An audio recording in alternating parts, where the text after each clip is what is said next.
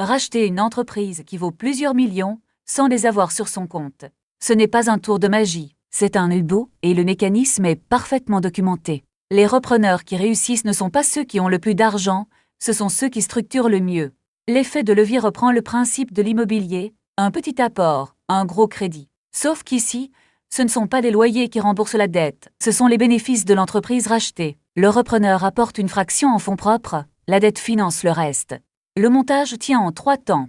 Une holding est créée pour porter le rachat, puis elle emprunte, fonds propres et dette bancaire financent l'acquisition. Enfin, la cible rembourse ses résultats remontant à la holding pour éteindre la dette. Ce sont les résultats distribués par la cible qui remontent à la holding pour payer les échéances.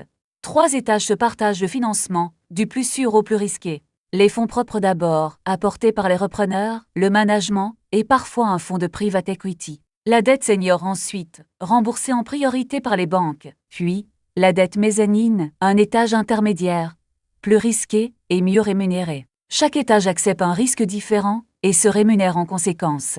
Le levier a 2 tranchants et le second fait mal. Il démultiplie les gains quand tout va bien et la pression dès que les résultats baissent. La cible doit donc dégager des flux réguliers et prévisibles pour tenir les échéances.